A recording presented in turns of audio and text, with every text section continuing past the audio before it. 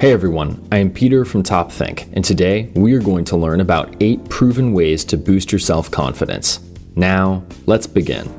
Number 1, you celebrate yourself. Many people with low self-esteem have a hard time celebrating themselves. Even when they accomplish something amazing, they tend to focus on all the things they did wrong. This can be a huge hurdle for even the most motivated individuals. Imagine you spent months on a project. You poured your heart and soul into it, but when it finished, you wouldn't let anyone see it. Despite caring so much about your work, you feel embarrassed. You might compare yourself to others in their field, which can breed feelings of inadequacy. You might be incredibly talented and ambitious, but still lack the confidence to realize your goals. To overcome this obstacle, you have to learn to celebrate yourself. When you accomplish a goal, take time to reflect on all the hard work you put into it. A few months ago, you might have thought you'd never finish, but you did. Be proud of the simple fact that you followed through, because most people can't. A little celebration can break you out of that paralyzing cycle of overanalysis and perfectionism. Sometimes you need a little fun to realize how much you have to be proud of. Number 2, learn something new. How often do you try new things? Do you like to learn, or do you just stick to what you're good at? People with low self-confidence tend to hide within their comfort zone. They rarely take risks because they don't believe in their ability to succeed. But your comfort zone might be the reason you're lacking confidence. Learning a new skill gives you a sense of accomplishment and purpose. When you overcome an unfamiliar challenge, you gain a very different kind of pride, which will stick with you for years to come. It's so powerful because 9 times out of 10, you expect yourself to go down in flames. But by succeeding at something new, you develop faith in yourself. This belief will give you the confidence to keep pushing even when you fail. And who knows, you might just discover a new passion along the way. Number 3, smell great. Smell is easily the most underrated of our senses. Most people don't realize the mental and physical role that smell plays in their lives. Your sense of smell can, for example, completely change your mood. One smell might make you excited, while another leaves you scared or angry. We even link certain smells to memorable times in our lives. Say your mom used to make brownies when you were younger. When that familiar smell hits your limbic system, those nostalgic memories can come rushing back. All of a sudden, you feel warm and safe while reminiscing about your childhood home. Because your sense of smell is so powerful, you can use it to boost your confidence. A 2009 study from the University of Liverpool discovered that different smells affect both self-confidence and self-esteem.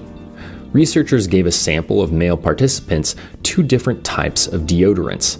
The next day, they assessed each group's self-confidence. They found that the men with better deodorant had a much more positive self-image. Now, the best part about this technique is how easy it is. By caring just a little more about your scent, you can give yourself a quick and easy boost of confidence. Number 4, watch less TV. Watching too much TV cripples your confidence by lowering your self-esteem. In fact, one study found that the number of hours you spend watching TV directly influences your self-worth. And it doesn't matter what show you're watching. Whether it's reality TV, dramas, or sitcoms, too much TV is a confidence killer. Why? Because too much TV lowers motivation. People who watch tons of TV are less likely to exercise and maintain long-term goals. It can even worsen cognitive skills like concentration and memory. So, instead of binging another series on Netflix, limit yourself to an hour of TV a day. You'll start feeling more clear-headed and confident in no time. Number 5, play music. The most powerful aspect of music isn't the music itself. It's the emotion a musician infuses into every note. It's the ability to express complex feelings through layers of sound. Many people who lack confidence also struggle to express themselves. They don't value their emotions, or they might belittle their own ideas. When opportunities arise, they give way to the people around them. It might feel like everyone else's opinions matter more than yours. By playing an instrument, you learn to recognize your own worth. You become more in touch with your emotions. You gain the ability to express them in a way words never could. As you begin to understand yourself, you develop 2 vital pieces of confidence: self-respect and self-esteem. A recent study, which took place over 3 years, had 250 teenagers undergo either musical or non-musical therapy. They found that musical therapy improved self-esteem and confidence more than any other type of treatment. But why did music work so well? Playing an instrument lets you be vulnerable. You may not know why you're frustrated or scared, but you can channel those feelings into the music you make. Over time, you'll start to overcome the negativity that's been holding you back. Number 6, exercise daily. Daily exercise can skyrocket your self-confidence by affecting everything from your physical health to your sense of well-being. To put it simply, when you look good, you feel good. Daily exercise helps you meet your fitness goals, which, in turn, strengthens your body and fills it with energy. After a good workout, you'll feel mentally and physically capable, like you can conquer anything. This natural euphoria is what's called an exercise or runner's high. When you experience physical stress, your brain releases natural painkillers called endorphins. These chemicals improve your mood and self-esteem. If you're having a bad morning, as little as 15 minutes of exercise can completely turn your day around. You'll be more motivated to tackle new challenges. You'll feel more courageous in the face of adversity. Your brain will even feel more focused and efficient. You've probably heard about the benefits of exercise many times, but it's for good reason. There are few things that simultaneously strengthen your body, sharpen your mind, and help you accomplish your goals. And all you need to sacrifice is half an hour of your day. So if you want to develop self-confidence, make working out a part of your daily routine. Number 7, make an avatar. For years, video games have been associated with a particular negative stereotype. Some people assume that if you play video games, you're unhealthy, sad, and insecure. But is that really true? A study from the University of Missouri found exactly the opposite. They asked nearly 300 people to play a simulation game and interact with its online community. The goal was to see whether this form of socializing could help boost their self-esteem in real life. After surveying each player, they discovered something surprising. Not only did playing this game make people feel better, it actually boosted their confidence. Turns out, creating a virtual avatar functioned kind of like having an ideal self. Ideal selves are projections of who we aspire to be.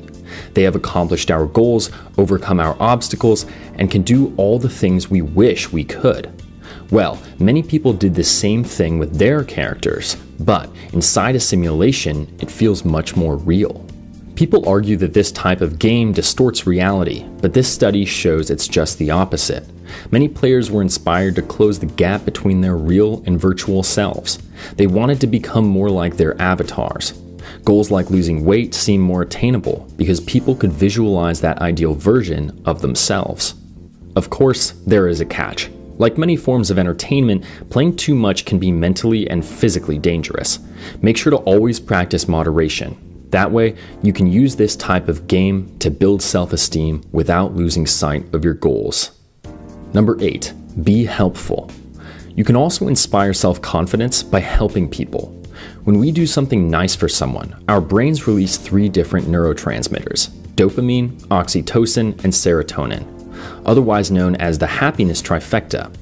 These chemicals give you that warm, energetic feeling that comes with a compliment or a hug. They boost your mood when you laugh and help you feel proud after a long day of work.